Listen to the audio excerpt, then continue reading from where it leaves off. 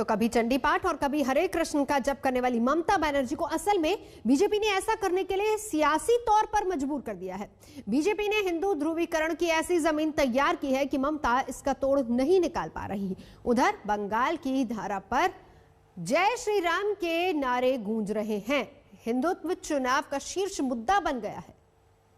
जय श्री राम, जय श्री राम, श्री राम, जय श्री राम।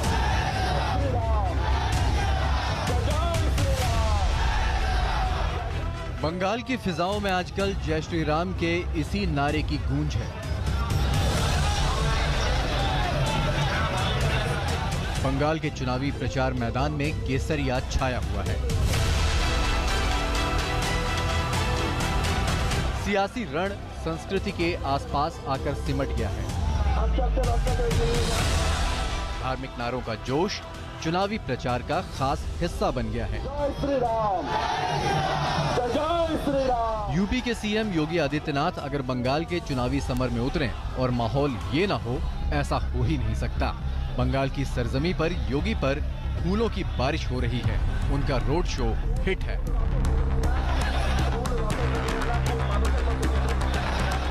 उनकी इस चुनावी प्रचार में खास अहमियत है और बीजेपी के स्टार प्रचारकों में उनकी डिमांड है। योगी ने आज हावड़ा के उलबेरिया में रोड शो किया तो भीड़ देखने लायक थी। यही जोश बीजेपी देखना चाहती है।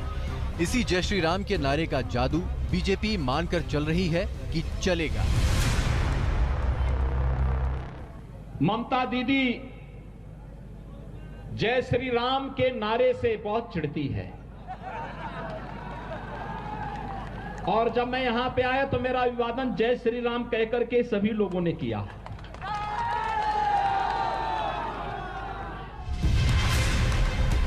पहले दिन से बंगाल के सियासी संग्राम के बारे में एक बात साफ हो गई थी कि इस बार इसके रंग में धर्म और संस्कृति का पन्ना जुड़ेगा और ठीक ऐसा ही हो रहा है।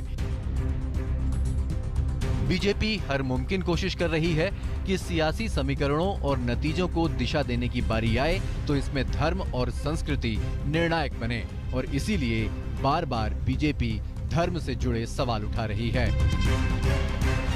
आज बंगाल में दुर्गा पूजा करने के लिए आपको हाईकोर्ट की परमिशन की जरूरत पड़े? किस प्रकार का बंगाल दीदी ने बना है? सरस्वती पूजा करने वाले पे गोलियां चलाई जाती है? किस प्रकार का बंगाल बना है? ये बंगाल अब बंगाल की जनता नहीं स्वीकार करती। उनको परिवर्तन चाहिए और 2 मई को परिवर्तन होगा।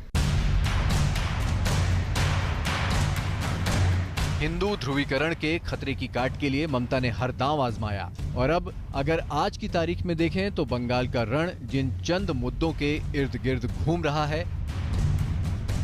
उनमें हिंदू ध्रुवीकरण, जय श्री राम के नारे, मंदिर मुद्दा, मुस्लिम तुष्टीकरण, धार्मिक आजादी जैसे मुद्दे भी शामिल हो गए हैं। इसमें भी हिंदुत्व पर तकरार ही सबसे जोरदार होगी। इसकी बानगी नंदीग्राम में भी दिखी और आगे भी इसी पर जोर आजमाइश होने वाली है।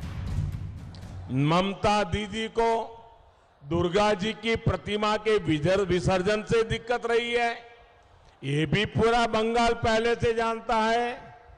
लेकिन अब दीदी को तिलक से दिक्कत है, अब दीदी को भगवा वस्त्र से दिक्कत है और तो और अब दीदी के लोग चोटी रखने वालों को राक्षस कहने लगे हैं। মামাটি মানুষ গোত্র আজকেও তিনি যখন আমায় জিজ্ঞেস করলেন আমি বললাম দেখুন আমার তো একটা পার্সোনাল গোত্র আছে সেটা সান্ডিল্য।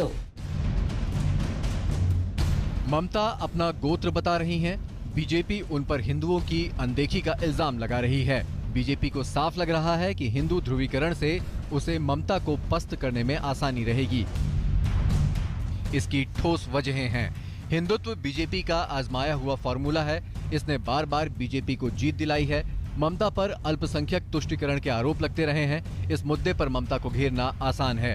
बीजेपी के पास बंगाल में करप्शन के सिवा कोई दमदार मुद्दा नहीं था। हिंदुत्व पर शुरू से ममता बचाव की मुद्रा में दिखी। बीजेपी ने ममता को हिंदू विरोधी ठहराने में कोई कसर नहीं छोड़ी। जय श्री राम के नारे से ममता की चिढ़ ने बीजेपी का हौसला बढ़ाया। बीजेपी ममता को अपनी मनचाही जमीन पर जंग लड़ने के लिए ले आई। जाहिर तौर पर हिंदुत्व बंगाल के रण में बड़ा मुद्दा है। देखना यह है कि बीजेपी के लिए ये कितना काम करता है और क्या ममता अपना नुकसान कम कर पाती हैं। ब्यूरो रिपोर्ट, आज तक। नमस्कार, मैं हूं अंजना ओम कश्यप। हमें उम्मीद है ये वीडियो आपको पसंद आया होगा। लेटेस्ट खबरों के लिए यूं ही देखते रहिए आज तक, और इस वीडियो के पसंद आने पर लाइक, शेयर एंड सब्सक्राइब करना ना भूलें।